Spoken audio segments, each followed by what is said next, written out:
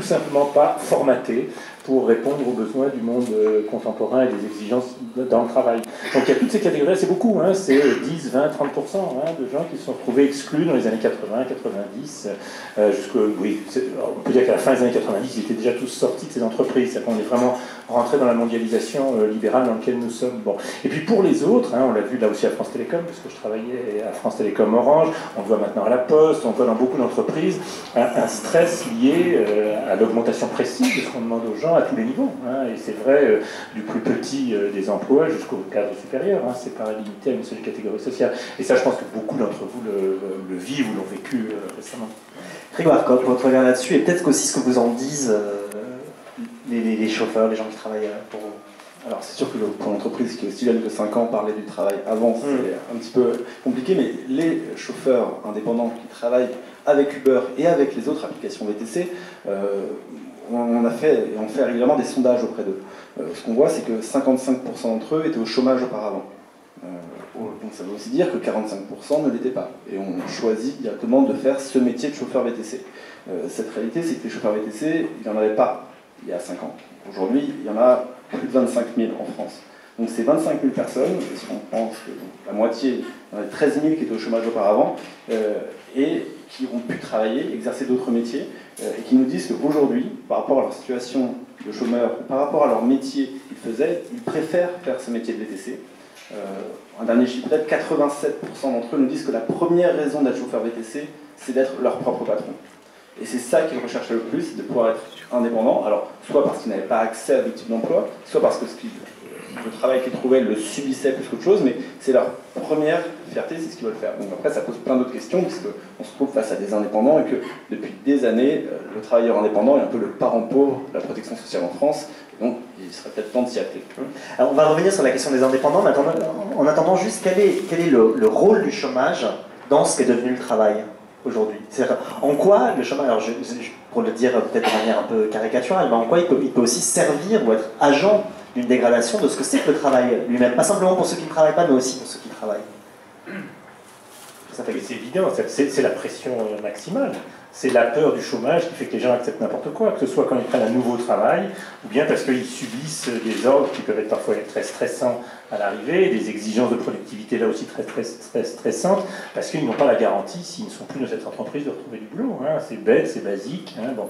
Cette concurrence du marché du travail, elle est extrêmement violente. Et donc elle pèse évidemment sur les chômeurs avant tout. Hein. C'est eux qui subissent évidemment les premières conséquences, et pas simplement que financières, hein, y compris psychologiques, personnelles, de statut social, de rôle dans la société, mais ça pèse aussi sur les salariés, sur les précaires évidemment en premier, juste après les chômeurs, parce que c'est eux qui vont être les variables d'ajustement, mais même pour ceux qui sont en place avec des boulots a priori stables, de CDI ou toute autre forme de contrat fonctionnaire ou agent de services spéciaux, peu importe, il y a une pression très forte qui derrière est la réfraction de cette peur du chômage et de la précarité.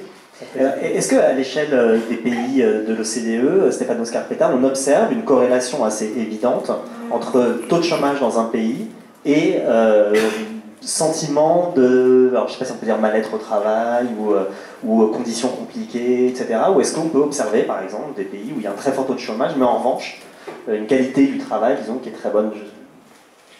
Des trois dimensions que j'ai évoquées, évidemment, pour les gens, les risques de perdre un job et être au chômage, c'est la variable la plus importante, celle qui les préoccupe le plus, évidemment. Je crois que, évidemment, on sort d'une crise économique majeure, et ça a duré très longtemps. On est encore un taux de chômage de 10%, la moitié des chômeurs sont des chômeurs de longue durée. Beaucoup de gens qui ont retrouvé l'emploi ont retrouvé des jobs qui n'étaient pas forcément autant de la même qualité, si vous voulez, des ceux qu'ils ont perdus. Donc même s'ils ont retrouvé l'emploi, c'est pas les mêmes, ils ne sont pas satisfaits, donc, parce que quand même c'est un job qui a payé moins, ou quand même il n'a pas la même perspective de carrière. Donc ça, c'est la première chose. Donc les risques de perdre l'emploi, c'est la variable la plus importante. Deuxième, c'est justement la qualité du poste de travail, donc la qualité de l'environnement de travail. Et la chose qui a changé, c'est que ces chômages, les risques de perdre l'emploi, avant, ils étaient un peu plus concentrés sur qui? Sur les faiblement qualifiés, certains dans certaines régions qui étaient un peu en déclin. Maintenant, il est perçu, il est plus partagé.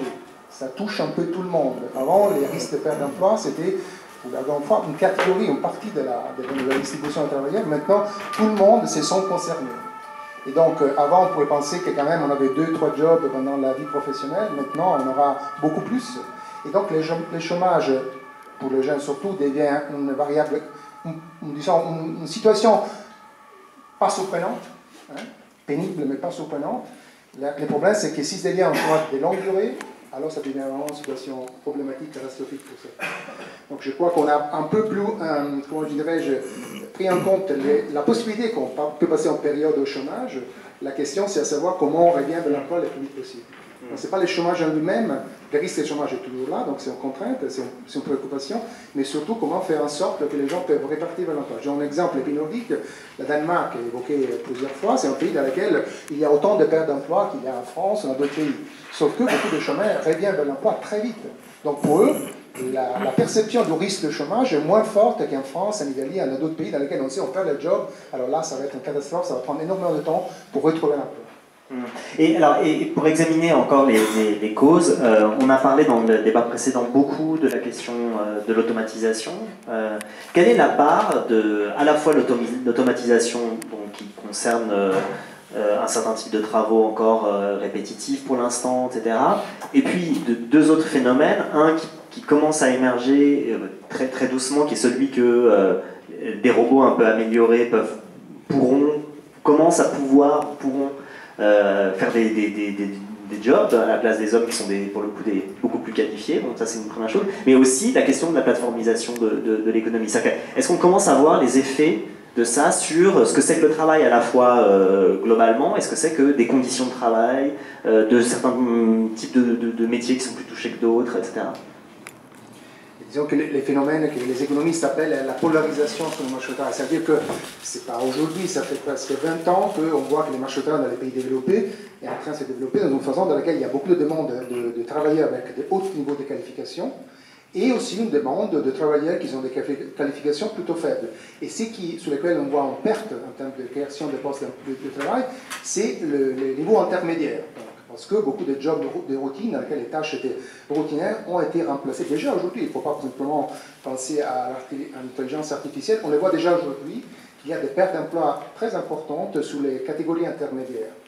La chose intéressante, c'est que la digitalisation de l'économie, l'intelligence artificielle, tous ces phénomènes-là sont déjà bien présents dans nos sociétés, dans nos économies. Et donc, ce milieu qui est en train de s'effondrer un peu est en train de s'élargir en termes de ses périmètres. Donc, avant c'était des tâches, disons, des compétences moyennes, intermédiaires sur des tâches répétitives. Maintenant, disons qu'ils sont en train de toucher aussi à des tâches qui auparavant étaient quand même réservées aux êtres humains, aux travailleurs. Et donc il y a une nouvelle catégorie, la classe moyenne, qui se sent concernée. Avant c'était des jobs un peu de bas niveau de qualification, maintenant ce sont des jobs au bureau d'avocat, les journalistes, un peu dans toutes les professions qui auparavant étaient quand même plutôt préservées dans cette automatisation, dans cette progrès technologique, qui se sont un peu concernés. Donc ça concerne plus de monde, et c'est pour cela qu'on en parle tout le temps. Maintenant, ce risque de chômage technologique des masses est devenu un peu, on en parle tout le temps, parce que je crois que ça touche comme risque, pas comme résultat aujourd'hui, quand même un groupe beaucoup plus large de travailleurs et une partie plus importante de notre économie. Christophe Aguiton, cette question, puisque à Marne-la-Vallée, vous enseignez notamment les cultures numériques, est-ce que vous pouvez nous décrire un petit peu, c'est compliqué, mais une sorte de panorama des endroits où se rencontrent la question du travail et la question du numérique dans la forme, l'organisation, etc. Alors, ce qui est compliqué, c'est qu'il y a un mystère. Je ne suis pas économiste, hein, donc je le dis prudemment, vous connaissez probablement ça beaucoup mieux que moi. Il y a un mystère derrière cette affaire-là, parce que d'un côté, tout le monde prévoit, prédit, mais ce n'est pas une prédiction, c'est une certitude, ce que l'intelligence artificielle, la robotisation va diminuer massivement des emplois. On sait que ça s'est fait dans certains secteurs. Hein. La société industrielle, il y avait près de 40% des salariés qui étaient dans les usines et qui étaient donc des travailleurs industriels. Aujourd'hui, en France, on est à 12-15, ou un peu moins dans ces eaux-là. En Allemagne, un peu plus, à 20-25, mais malgré tout beaucoup moins que ce qui existait dans les années 70. Donc là, on voit bien que ça s'est fait. Ça s'est fait dans l'agriculture massivement. Hein. 3% aujourd'hui de la population active est agricole. C'est à peu près tout. Hein. Bon. Donc l'idée, c'est que ça va se poursuivre, s'accélérer pour les raisons que vous venez d'indiquer dans toute une série d'autres professions. Je décrirai ça un petit peu pour quelques-unes d'entre elles. Le problème, c'est que de l'autre côté, les économistes disent, hein, et là je les crois sur parole, qu'une des difficultés des sociétés occidentales, principalement États-Unis et Europe, c'est qu'il y a une stagnation de la productivité.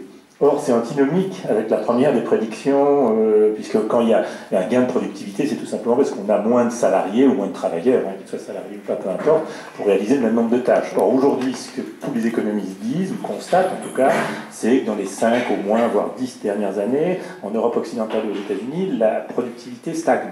ce qui est tout à fait nouveau. Elle continue à s'accélérer en Chine, en Inde et dans des pays moins développés, mais en Europe et aux États-Unis, elle stagne.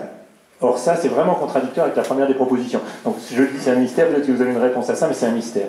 Maintenant, où est-ce que le numérique commence à peser? Et là aussi, ça répond en toute petite partie à la question, au mystère que j'évoquais. Il y a des métiers dans lesquels on ne peut pas savoir exactement ce que c'est que la productivité. Je donne un exemple tout bête. Quand vous avez quelqu'un qui travaille dans un secrétariat, aujourd'hui, il travaille évidemment sur les outils informatiques, l'ordinateur est partout et évident, sans ça il n'y a pas de boulot possible, mais donc on peut dire les choses se sont beaucoup améliorées, mais en fait on a le même nombre de gens, simplement la qualité de ce qu'ils produisent est meilleure, hein, c'est-à-dire qu'ils vont en faire des sites web, ils vont faire toute une série de choses qui n'existaient pas auparavant. Bon, c'est peut-être ça une partie de la réponse au mystère que je soulevais.